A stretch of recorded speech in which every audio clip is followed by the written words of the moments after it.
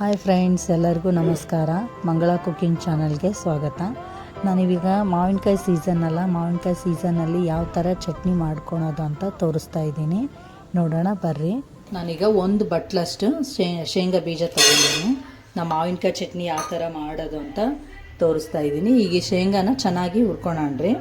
Gas ಸ್ವಲ್ಪ ಜೋರಿಡ್ರಿ.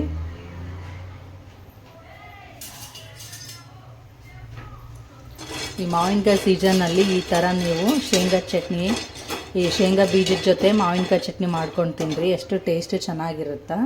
ನೀವು ಇದನ್ನು ಚಪಾತಿ, ರೊಟ್ಟಿ ಮತ್ತು ಪೂರಿ, ಅನ್ನದ ಜೊತೆನೂ ನೀವು ತಿನ್ಬೋದು. ಇದನ್ನು ಚೆನ್ನಾಗಿ ಹುರ್ಕೊಳ್ರಿ. ಚಂದ ನೀಟಾಗಿ ಶೇಂಗಾನ ನೀವು ಮಾಮೂಲಾಗಿ ಎಲ್ಲ ಪಲ್ಯಗಳಿಗೆ ಎಲ್ಲದಕ್ಕೆ ಶೇಂಗಾ ಹುರಿತೀರಲ್ಲ ಆ ಥರ ಹುರ್ಕೊಳ್ರಿ.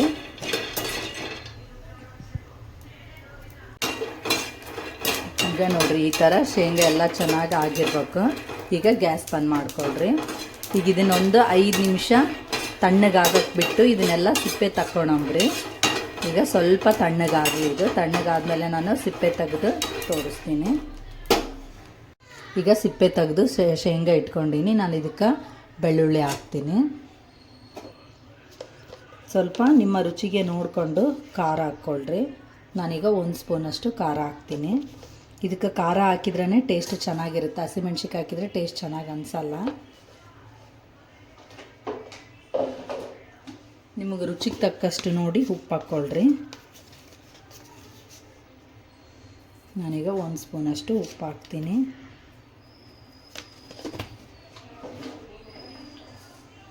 ಈಗ ಸ್ವಲ್ಪ ಬೆಲ್ಲ ಹಾಕಂಬ್ರಿ. ನಾನು ಒಂದು ಸ್ವಲ್ಪ ಬೆಲ್ಲ ಹಾಕ್ತೀನಿ. ಈಗ ಸ್ವಲ್ಪ ಕರಿಬೇವನ್ನ ಹಾಕೊಂಡ್ರಿ. ಒಂದು 1/4 ಸ್ಪೂನಷ್ಟು ಜೀರಿಗೆ ಹಾಕೊಂಡ್ರಿ. ಇದಕ್ಕೆ ಎಣ್ಣೆನೂ ಬೇಕಿಲ್ಲ, ಏನೂ ಬೇಕಿಲ್ಲ, ನೀವು ಹಂಗೆ ಮಾಡ್ಕೋಬೋದು.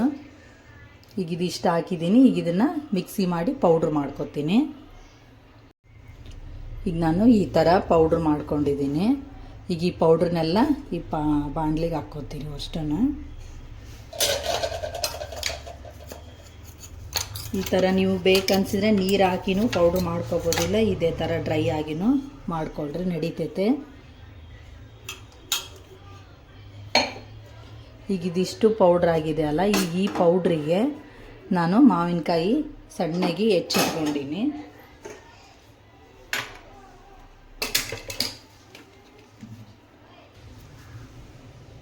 ನಾನೀಗ ಮಾವಿನಕಾಯಿ ಈ ಥರ ಸಣ್ಣಗೆ ಹೆಚ್ಚಿ ಇಟ್ಟೀನಿ. ಈ ಥರ ನೀವು ತೊಳ್ಕೊಂಡು ಮಾವಿನಕಾಯಿ ಸಣ್ಣಗೆ ಹೆಚ್ಚಿಟ್ಕೊಳ್ರಿ. ಈಗ ಹೆಚ್ಚಿರ್ತಕ್ಕಂಥ ಮಾವಿನಕಾಯಿ ನಾನು ಇದರಲ್ಲಿ ಅಷ್ಟು ಸೇರಿಸ್ತೀನಿ. ಮತ್ತು ನಾನು ಉಳ್ಳಾಗಡ್ಡಿ ಸಣ್ಣಗೆ ಹೆಚ್ಚಿಟ್ಕೊಂಡಿನಿ. ಈ ಉಳ್ಳಾಗಡ್ಡಿನೂ ಇದ್ರಾಗ ಹಾಕ್ತೀನಿ. ಇದನ್ನು ನೀಟಾಗಿ ಈ ಥರ ಕಲಿಸ್ಕೊಳ್ರಿ. ಗ್ಯಾಸ್ ಏನೂ ಹಚ್ಚಿಲ್ಲ, ನಾನು ಗ್ಯಾಸ್ ಆಫ್ ಮಾಡೀನಿ. ಈ ಥರ ನೀವು ನೀಟಾಗಿ ಇದನ್ನು ಕಲಿಸ್ಕೊಳ್ರಿ. ಕಲಿಸ್ಕೊಂಡು ನಿಮ್ಗೆ ಎಷ್ಟು ಗಟ್ಟಿ ಬೇಕೋ ಅಷ್ಟು ನೀರು ಹಾಕಿ ಕಲಿಸ್ಕೊಳ್ರಿ.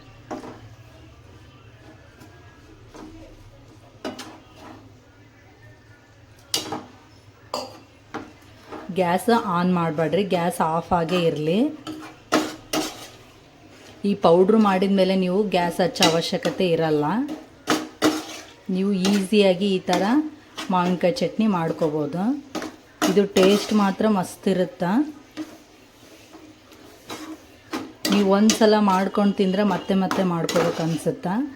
ಇದು ಮಾವಿನಕಾಯಿ ಸೀಸನ್ನಲ್ಲಿ ಮಾತ್ರ ನೀವು ಮುಗಿಯೋತನ ಎಷ್ಟು ಬೇಕಾದರೂ ಮಾಡ್ಕೊಂಡು ತಿನ್ಬೋದು. ನೋಡಿರಿ, ಇಷ್ಟೇ ಆದರೆ ಚಟ್ನಿ ರೆಡಿ ಆಯಿತು. ನಿಮಗೂ ಇನ್ನೂ ಗಟ್ಟಿ ಬೇಕಂದ್ರೆ ಗಟ್ಟಿ ಮಾಡ್ಕೊಳ್ರಿ, ಇನ್ನೂ ಸ್ವಲ್ಪ ನೀರು ಬೇಕಂದ್ರೆ ನೀರು ಮಾಡ್ಕೊಳ್ರಿ. ನನಗೀಗ ಇಷ್ಟ ಆದದಲ್ಲಿ ಸಾಕು. ಈ ಥರ ನೀವು ಮಾವಿನಕಾಯಿ ಚಟ್ನಿ ಮಾಡ್ಕೊಂಡು ತಿನ್ನಿರಿ. ಟೇಸ್ಟ್ ಯಾವ ಥರ ಐತೆ ನೋಡಿ ಹೇಳ್ರಿ. ಈ ಮಾವಿನಕಾಯಿ ಚಟ್ನಿ ವಿಡಿಯೋ ನಿಮ್ಗೆ ಇಷ್ಟ ಆದರೆ ಲೈಕ್ ಮಾಡಿರಿ, ಶೇರ್ ಮಾಡಿರಿ, ಕಮೆಂಟ್ ಮಾಡಿರಿ, ಮತ್ತು ಬೆಲ್ ಐಕನ್ನ ಪ್ರೆಸ್ ಮಾಡಿರಿ. ಮತ್ತು ಮುಂದಿನ ವಿಡಿಯೋದಲ್ಲಿ ಭೇಟಿ ಆಗೋಣ. ಬಾಯ್.